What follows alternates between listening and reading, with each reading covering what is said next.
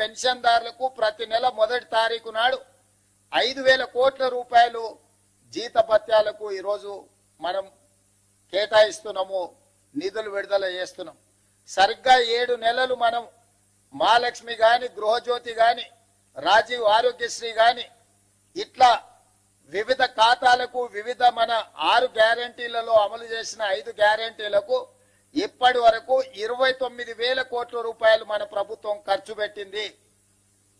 అంటే ఇన్ని రకాలుగా ఇబ్బందులు వచ్చినా సంక్షేమ పథకాలకు ఇప్పటికీ 7 నెలల్లోనే 29,000 కోట్ల రూపాయలు ఖర్చు పెట్టి ప్రతి నెల పోయిన ప్రభుత్వం చేసిన అప్పుకు దాదాపుగా 7,000 కోట్ల రూపాయలు మిత్తి కట్టుకుంటా ఇప్పుడు రైతులను ఆదుకోవాలి, రైతులకు ఇచ్చిన మాట నిలబెట్టుకోవాలి, మాట ఇస్తే మాట తప్పం మడమ తిప్పము, కాంగ్రెస్ పార్టీ ఏదైనా చెబితే 100% అమలు చేస్తుంది అని 2009లో మన్మోహన్ సింగ్ గారు ఏ విధంగా అయితే రుణమాఫీ చేసి చూపించిండో ఈనాడు దేశంలోనే ఆదర్శం.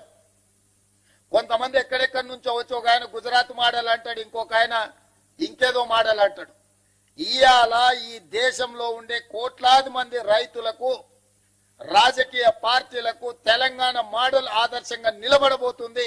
తెలంగాణ రాష్ట్రం మాట ఇచ్చి రైతులకు 2 లక్షల రూపాయల రుణమాఫీ ఏకకాలంలో అధికారంలోకి వచ్చిన మొదటి 8 నెలల లోపలనే శ్రీమతి సోనియా గాంధీ గారు, శ్రీ రాహుల్ గాంధీ గారు ఇచ్చిన మాట నిలబెట్టుకొని ఈ రోజు దేశంలోనే ఆదర్శమైన ప్రభుత్వంగా తెలంగాణ మోడల్ గా ఈ రోజు మనము నిలబడ్డము. వ్యవసాయం దండుగా కాదు, వ్యవసాయం పండుగని నిరూపించినాం. రైతుల కోసమే ఈ ప్రభుత్వం ఉన్నది, రైతును రాజును చేయడమే ఈ ప్రభుత్వం యొక్క లక్ష్యం. ఇది ప్రజా ప్రభుత్వం అని చెప్పి ఈనాడు మనం నిరూపించుకున్నాం. ఇవాళ దేశంలోనే మనం తలెత్తుకునే విధంగా ఈ కార్యక్రమం ఉండబోతుంది. మీ అందరి సహకారం ఉండాలి. ఆనాడు సవాళ్లు విసిరిన వాళ్ళకి నా విజ్ఞప్తి ఒక్కటే, మిమ్మల్ని రాజీనామా చేయమని మేము అడగం, ఎందుకంటే మీరు ఎట్లాగో పారిపోతారు మాకు తెలుసు. కాకపోతే ఇప్పటికైనా కాంగ్రెస్ మాట ఇస్తే మాట నిలబెట్టుకుంటది. సోనియా గాంధీ గారు, రాహుల్ గాంధీ గారు మాట ఇస్తే అది శిలాశాసనం, ఆ మాట తప్పరు. రాజకీయ ప్రయోజనాల కోసం గాంధీ కుటుంబం మాట ఇవ్వదన్న సంగతిని మీరు గుర్తు పెట్టుకోవాలి. మీలాంటి మాటలు గాంధీ కుటుంబం ఇవ్వదు. ఈ రోజు మనమందరం శ్రీ మల్లికార్జున్ ఖర్గే గారు, శ్రీమతి సోనియా గాంధీ గారు, శ్రీ రాహుల్ గాంధీ గారికి మీ అందరి తరఫున, తెలంగాణ రాష్ట్ర రైతాంగం తరఫున వారికి కృతజ్ఞతలు తెలియజేసే ఏకగ్రీవ తీర్మానం మనం ఈ సమావేశంలో ప్రవేశపెడుతున్నాం.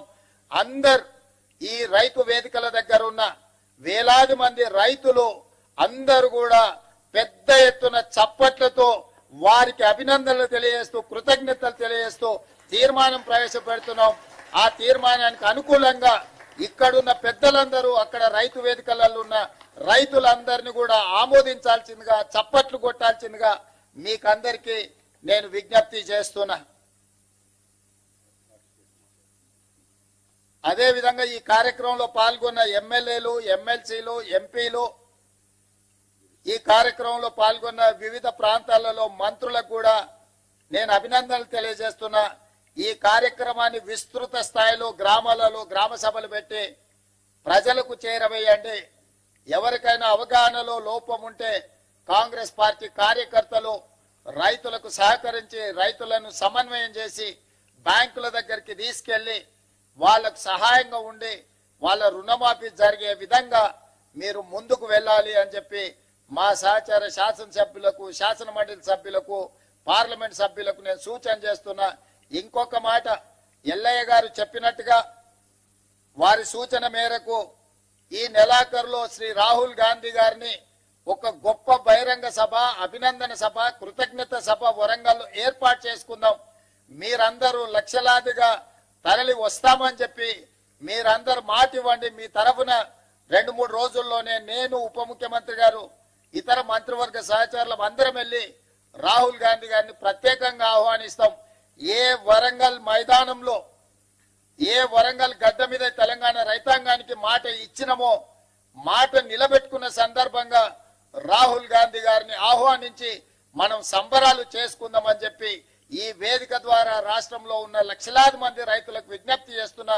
మీ అందరి తరఫున రాహుల్ గాంధీ గారికి ఆహ్వానం పలకడానికి నాకు అనుమతి ఇవ్వండి అని మిమ్మల్ని అందరిని అడుగుతూ దీనికి కూడా మీరందరు చప్పట్ల ద్వారా ఆమోదం ఇవ్వాల్సిందిగా కోరుకుంటున్నాను.